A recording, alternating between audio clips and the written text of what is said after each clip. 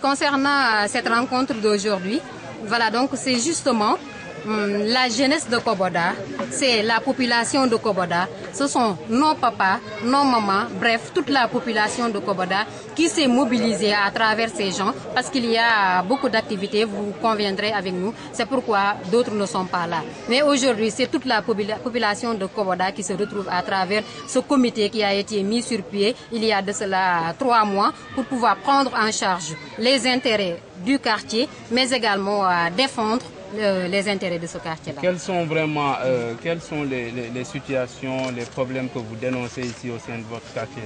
Voilà, par rapport aux problèmes que nous dénonçons, je pense que ici à Koboda, nous avons vraiment beaucoup de problèmes. C'est un quartier à problème. Vraiment, je pense que dans tous les domaines, Koboda souffre aujourd'hui de problèmes notoires. D'abord, nous avons le dégagement des voies. Quand vous venez tout à l'heure, vous avez certainement noté qu'il y a des travaux qui sont entamés à Koboda et qui jusque-là tardent de voir une issue heureuse, tardent de voir la fin. Jusqu'à présent, ces travaux ne sont pas bouclés. C'est d'abord le dégagement des voies, mais également nous avons un problème même dans le lotissement. Parce que le comité s'est réuni et en toute responsabilité a eu à prendre des informations, à collecter le maximum d'informations concernant la gestion de notre quartier. Mais sur le plan lotissement, on ne peut pas comprendre qu'il y ait des papas, des mamans, des gens qui ont vécu dans ce quartier.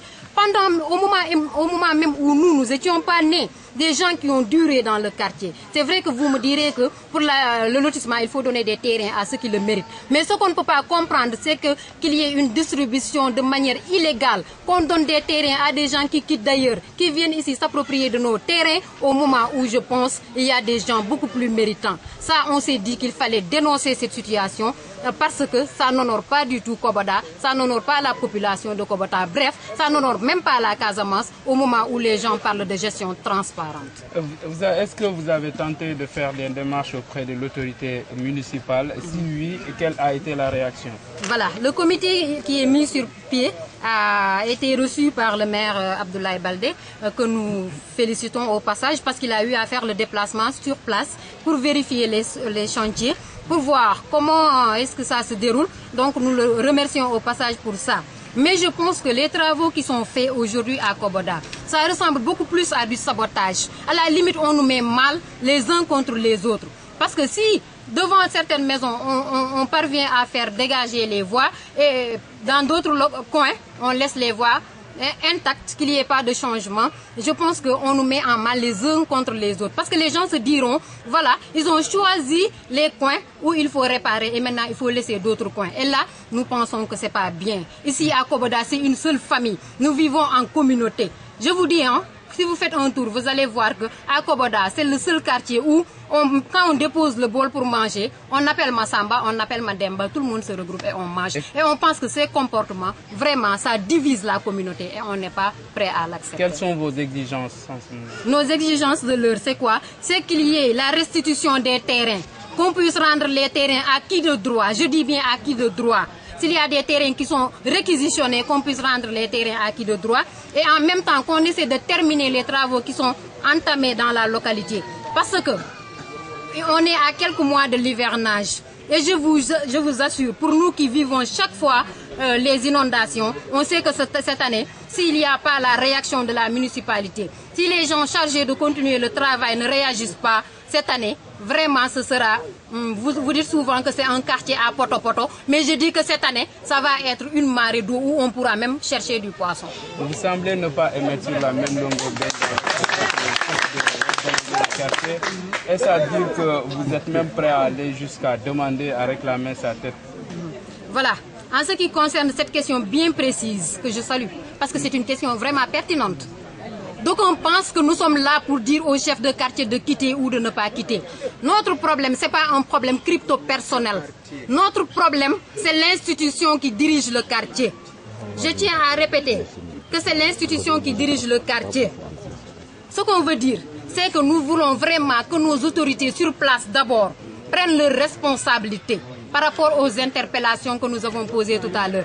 Qu'elles puissent vraiment réagir à temps, qu'elles puissent faire des démarches pour qu'il y ait une restitution globale des terrains, pour qu'il y ait vraiment une satisfaction de nos doléances. Ça, c'est la première interpellation. La seconde interpellation, c'est qu'ils essaient de faire leur maximum pour ne pas comparer ce comité à un ennemi.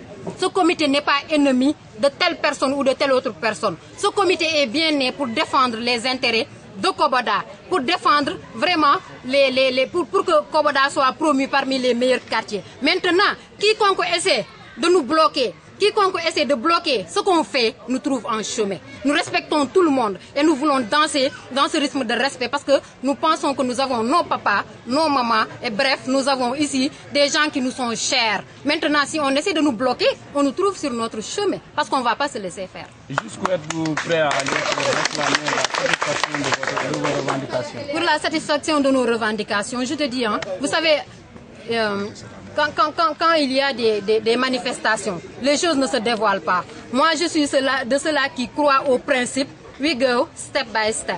On y va étape par étape, comme disent les Anglais. Donc maintenant, ça, le plan B. pour le moment, on est au plan B parce que le plan A, c'était d'abord une réunion. On a réuni toute la population. Nous avons eu plus de 175 signataires, des gens qui se sont engagés à nous soutenir, à nous aider et on va aller avec eux ensemble. C'était ça le premier plan. Nous avons déposé un PV, de là où ils ont reçu en tout cas ce comité-là. C'était ça le plan A. Maintenant, le plan B, c'est celui-ci. Et on ne souhaite absolument pas qu'on en arrive au plan C, parce que le plan C sera vraiment dur. Criminel. Vous avez évoqué le cas de votre pont qui vous crée beaucoup de problèmes. Est-ce que vous pouvez y revenir un peu? Le pont. Oui, vous avez raison. Pour le pont, je pense que même les gens, quand on les invite à Koboda, ils ont peur de prendre l'autre route. En période hivernale, quand on vient à Koboda, on est obligé de s'arrêter à hauteur du goudron pour pouvoir rendre visite aux gens. Et je pense qu'au moment où les gens dansent au rythme de la modernité, Koboda doit également avoir son tambour de trompette et danser au même rythme que les autres quartiers. On ne peut pas concevoir qu'en période hivernale, je vous assure, les malades sont transportés jusqu'au goudron. On les prend à main comme ça jusqu'au goudron. Quand il y a par exemple un décès, on me signale tout à l'heure même qu'il y en a qui transportent par brouette. C'est décevant. C'est décevant. Je pense que nous méritons vraiment beaucoup plus de considération et moins de discrimination. Donc pour ce pont-là, bien précis, ils ont démarré des travaux. On ne sait pas si ce sont des travaux ou c'est du sabotage. Et pour cela également, nous saisissons l'occasion pour parler des autorités qui ont saisi ce pont-là pour faire leur promotion. On leur demande aujourd'hui vraiment de pouvoir revenir, de pouvoir nous soutenir, de pouvoir aider pour qu'enfin, ensemble, on puisse avoir un pont moderne qui puisse rallier cette route-là.